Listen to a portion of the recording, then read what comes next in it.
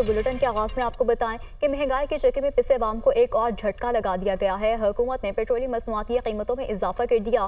Petrol 7 रुपये 45 पैसे महंगा कर दिया गया है, जबकि नई कीमत 265 रुपये 61 पैसे फी लीटर मुकर्रर। हाई स्पीड डीजल की कीमत में 9 रुपये 56 पैसे इजाफा किया गया, 277 रुपये 45 पैसे फी लीटर हो गई है। जबकि वज़ीर आज़म ने पेट्रोलियम मसनूआती कीमतों में इजाफे की मंजूरी भी दे दी है और नई कीमतों का इतलाक भी हो चुका है। तो महंगाई के चक्कर में पिसे अवाम को एक और झटका लगा दिया गया है। हुकूमत ने पेट्रोलियम मसनूआत की कीमतों में इजाफा कर दिया।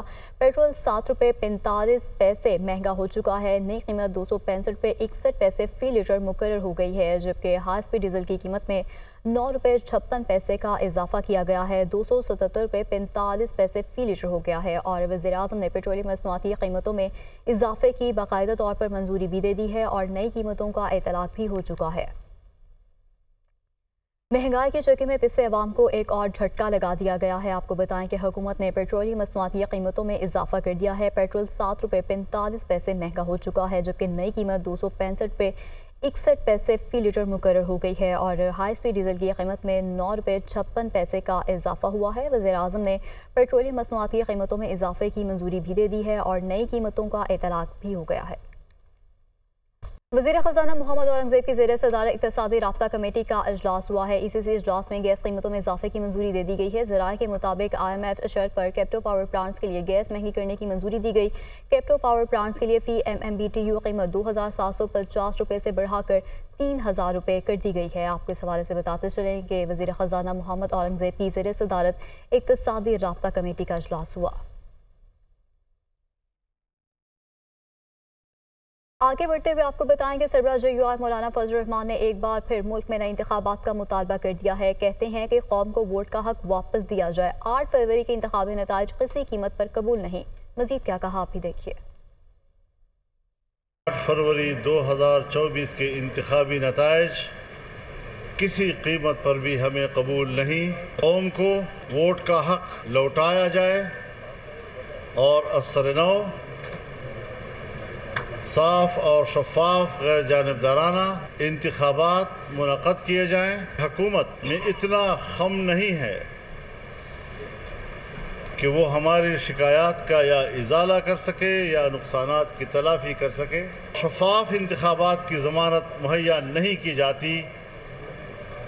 मनाने और राज़ी करने के अल्फाज का क्या माना। अमरीकी ऐवान नुमाइंदगान ने पाकिस्तान के 8 फरवरी के इलेक्शन के हवाले से इस इलेक्शन को बवजूह मशकूक करार दिया है। अगर वो हमसे मुज़ाकरात करना चाहते हैं, हम खुशामदीद कहते हैं कि पाकिस्तान तहरीक इंसाफ की क़ियादत में अब तक किसी यकसुई का फुक़दान है। सुन्नी इत्तेहाद कौंसिल के सरबराह, जिनका मैं दिल से एहतराम करता हूँ, उन्होंने कल ही बयान दिया है कि जमीयत उलमाए इस्लाम के साथ इत्तेहाद नहीं हो सकता। मौलाना फजल रहमान हमारे बुजुर्ग और काबिल एहतराम सियासतदान है। वफाकी वज़ीर इत्तलात अता तारर की जानिब से ऐसा कहा गया है कि सियासत में तमाम मसाइल का हल सिर्फ मुज़ाकरात में है। उन्होंने मजीद के भी कहा है कि मौजूदा सूरत हाल में बयानबाजी की बजाय पार्लियामान में सियासत होनी चाहिए। हुकूमत की बेहतर माशी हिकमत अमली से मुल्की स्टॉक एक्सचेंज तारीखी बुलंदी पर है। मौलाना साहब को हुकूमत के माशी बेहतरी के इक़दामात को सराहना चाहिए। आइंदा इंतखाबात मुकर्रर वक्त पर ही होंगे। वफाकी वज़ीर इत्तलात अता तारर का मौलाना फजल रहमान की प्रेस कॉन्फ्रेंस पर यह रद्द-ए-अमल सामने आया है। पाकिस्तान तहरीक इंसाफ और JUI के दरमियान मुज़ाकरात का ये मामला है। तहरीक इंसाफ ने 5 रुकनी मुज़ाकराती कमेटी भी तश्कील दे दी है। ज़राए की जानिब से ऐसा बताया गया है कि असद कैसर, बैरिस्टर गोहर शिबली, फराज, उमर अयूब और रऊफ हसन मुज़ाकराती कमेटी का हिस्सा होंगे।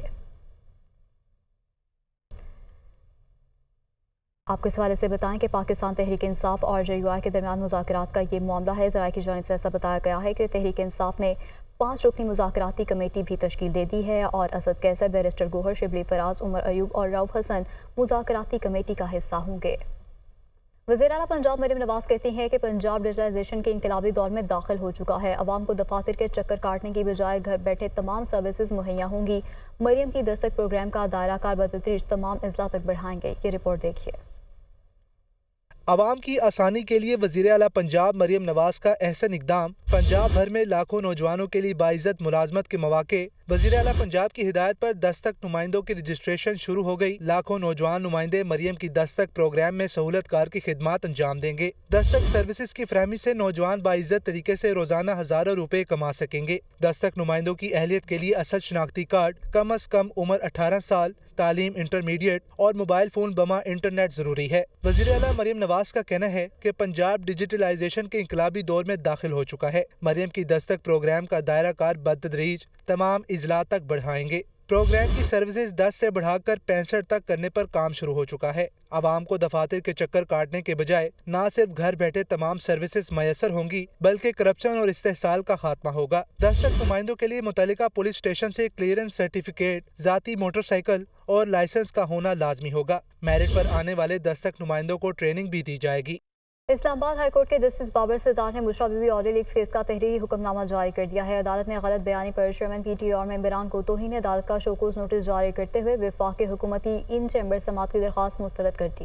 شہریوں کی سرویلنس اور کال ریکارڈنگ سسٹم بادی النظر میں قانوناً درست نہیں۔ عدالت امید کرتی ہے کہ وزیراعظم رپورٹس طلب کر کے معاملہ کابینہ کے سامنے رکھیں گے۔ Bushra Bibi audio leaks case میں جسٹس بابر ستار کا تحریری حکم نامہ 29 صفحات پر مشتمل حکم نامے میں کہا گیا ہے کہ وزیراعظم لا فل مینجمنٹ سسٹم سے متعلق 6 ہفتے میں اپنی رپورٹ عدالت میں جمع کرانے کے پابند ہوں گے۔ وزیراعظم بتائیں کہ کیا قانون و آئین کے برخلاف شہریوں کی سرویلنس جاری ہے؟ لا فل انٹرسیپشن مینجمنٹ سسٹم کی تنصیب اور ماس سرویلنس کا ذمہ دار کون ہے؟ تمام ٹیلی کام کمپنیاں لا فل انٹرسیپشن مینجمنٹ سسٹم سے متعلق اپنی رپورٹس 5 جولائی تک جمع کروائیں اور یقینی بنائیں کہ انٹرسیپشن مینجمنٹ سسٹم کی ان کے سسٹمز تک رسائی نہ ہو۔ حکم نامے میں کہا گیا ہے کہ چیئرمین پی ٹی اے اور ممبران 6 ہفتوں میں توہین عدالت نوٹسز کا جواب جمع کرائیں۔ پی ٹی اے سیلڈ لفافے میں رپورٹ جمع کرائے کہ سرویلنس سسٹم کہاں نصب کیا گیا ہے اور کس کس کو رسائی حاصل ہے۔ کیس کی آئندہ سماعت 4 ستمبر کو ہوگی۔